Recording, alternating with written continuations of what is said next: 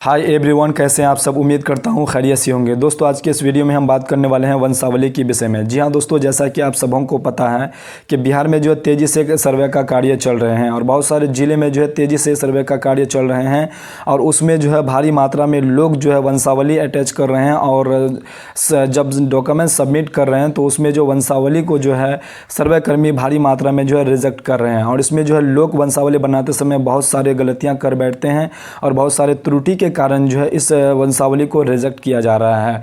तो आज हम उन्हीं गलतियों के बारे में पूरा डिटेल जानकारी आपको देने वाले हैं कि आप अपने ज़मीन का जब भी सर्वे करवाएं और अपना वंशावली जब खुद बनाएं तो आपको जो कौन कौन सी गलती नहीं करनी है, कहां पर आपको गलती नहीं करनी है, सारा डिटेल जानकारी इस वीडियो में हम आपको देने वाले हैं। और आपको जो सरकार की तरफ से ये भी फैसिलिटी दिया हुआ है कि अगर आप सरपंच के माध्यम से बनवाना चाहते हैं तो बना सकते हैं, कोई दिक्कत नहीं है।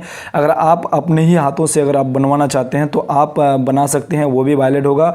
और आपका जो सरपंच के माध्यम से बनवाएंगे वो भी वैलिड होगा। अगर आपको सरपंच के माध्यम से बनवाते समय झोल झमेला और बहुत सारी दिक्कतों का सामना करना पड़ता है तो आप अपने हाथों से भी जो है बना करके उसमें सिग्नेचर करवा करके सबों का जो है 5-6 आदमियों का सिग्नेचर करवा करके जो है वो वंशावली भी मान्य आपका होगा। वो भी आप जो है सर्वे करते समय सर्वे कर्मी को जब देंगे तो वो भी मान्य होगा। तो आज हम आपको जो अपने हाथों से जो है वंशावली बना करके बताने वाले हैं कि आप जो है अपनी ज़मीन का अपना जो खुद का जो वंशावली कैसे बना पाएंगे, सारा डिटेल जानकारी इस वीडियो में हम आपको देने वाले हैं। तो चलिए, आपसे छोटा सा रिक्वेस्ट है कि अगर आप इस चैनल पर नए आए तो प्लीज़ चैनल को सब्सक्राइब, साथ में बेल आइकन को जरूर प्रेस कर दीजिएगा क्योंकि हम इस चैनल पर जो है इस प्रकार की अपडेट जो है लाते रहते हैं और इस प्रकार की हेल्पफुल कंटेंट जो है अपलोड करते रहते हैं। तो चलिए बिना देरी किए हुए वीडियो को करते हैं स्टार्ट। सबसे पहले जान लेते हैं कि वंशावली बनाने की ज़रूरत क्यों पड़ गई है। देखिए, फॉर एग्जाम्पल आपका जो है ज़मीन जो जिस पे आप दावा कर रहे हैं वो ज़मीन आपका जो परदादा या फिर दादा या फिर पिताजी का ज़मीन है, तो उसमें से आप अपना हिस्सा लेना चाह रहे हैं। उसी के कारण से जो आपको अपना हिस्सा दिखाना होगा कि हम भी जो है इस ज़मीन पर इस ज़मीन पर जो है हिस्सा पाते हैं। तो उसी के कारण जो है वंशावली को तैयार किया जाता है। तो सबसे पहले यहाँ जान लेते हैं कि ये आपका जो परदादा है। अगर परदादा का अगर आपका खतियान है, देखिए खतियान आपको जो है ये वंशावली तैयार करने से पहले आपको खतियान पढ़ना आना चाहिए। अगर आपको खतियान पढ़ना आता है तो बहुत अच्छी बात है। अगर नहीं आता है तो मेरे चैनल पर एक वीडियो है, ये वीडियो जाकर के आप देख लीजिए। आपको जो है आपको जो खतियान अच्छी तरह से अच्छे ढंग से पढ़ना आ जाएगा और उसको पढ़ते आप जो है उसको पढ़ने के बाद आप अपना जो है वंशावली आराम से जो है बना सकते हैं। तो चलिए, यहाँ पर जो है यहाँ परदादा है। फॉर एग्जांपल आपके परदादा के नाम से ज़मीन है तो ये आपका परदादा इसके डेथ कर चुके हैं, तो इसके नाम से जो इनके नीचे जो है 3 गो बेटा है। एक गो ये है, उसके बाद ये गो ये है, उसके बाद ये गो ये है। तो इसमें जो 3 गो बेटा इसमें आपको अटैच कर देना। आपको पता होगा कि मेरे परदादा का 3 गो बेटा है, तो इस प्रकार से आपको जो तीनों भाइयों का नाम जो है इस प्रकार से आपको दर्शा देना है। ये जो है 3 भाई है, 3 भाई इस प्रकार से आप नीचे इसको दर्शा देंगे। दर्शाने के बाद अब जो है आपका ये दादाजी हो गया, क्योंकि आप अपने नाम से बना रहे हैं। आपका नाम क्या है? मोहम्मद नौशाद आलम।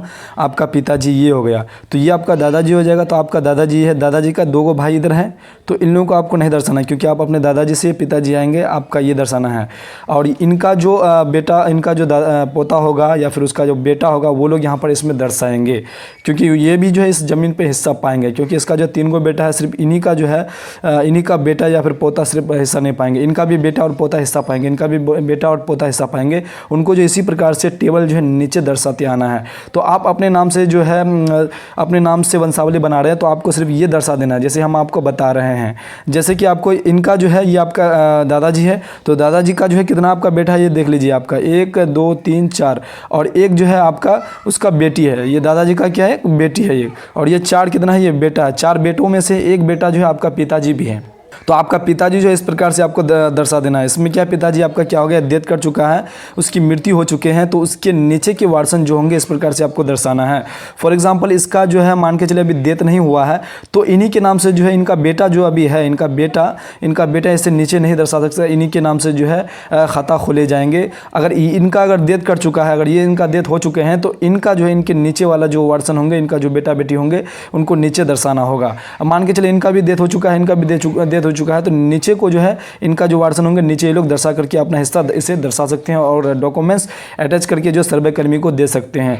तो फॉर एग्जांपल आपका जो है आप मोहम्मद नौशाद आलम आपका है, तो आप जो है खुद का दर्शा रहे, तो ये आपका पिताजी है, आपका भाई बहन कितना है, देखिए आपका एक बहन भी है और ये चीज़ आपको मालूम होना बेहद ज़रूरी है। बहन, बेटी या फिर बुआ को छोड़ना नहीं है, उनका नाम जो है आपको यहाँ पर अटैच करना होगा, उनका नाम को यहाँ पर आपको दर्शाना होगा। किसी भी अगर तरह से आप छल कपट करते हैं या फिर आप उनका नाम को छुपाने की कोशिश करते हैं तो आप पर जो कानूनी कार्रवाई बाद में हो सकता है, आपको उनको जो हिस्सा मिलेगा भी और आप जो है आप पर जो है कानूनी कार्रवाई भी होगा। तो आप ये गलती ना करें, क्योंकि बहन, बेटी या बुआ का नाम इसमें जो वंशावली में अटैच जरूर करें। अगर नहीं करेंगे तो फिर बाद में आपको दिक्कत हो सकता है।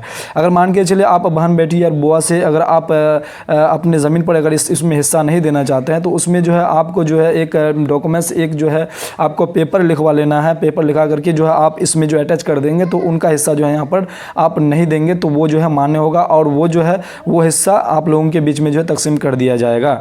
तो ये चीज़ आपको मालूम होना बेहद ज़रूरी है। तो यहाँ पर जो है आप समझ लीजिए कि ये नौशाद जो है इनका जो ये पिताजी हो गया, पिताजी का ये इतना इस प्रकार से आपको बेटा मतलब ये कर देना है, नीचे आपको दर्शा देना है। तो फॉर एग्जांपल ये जो है ये नौशाद जो है ये क्या कह रहा है कि हम अपने ज़मीन का हिस्सा जो है जिसमें इतना हम हिस्सा पाएंगे, इस ज़मीन पे जो हिस्सा पाएंगे हम अपने नाम से जो वंशावली बना करके जो सर्वे कर्मी को दे देंगे तो मेरे नाम से खाता खोल दिया जाएगा।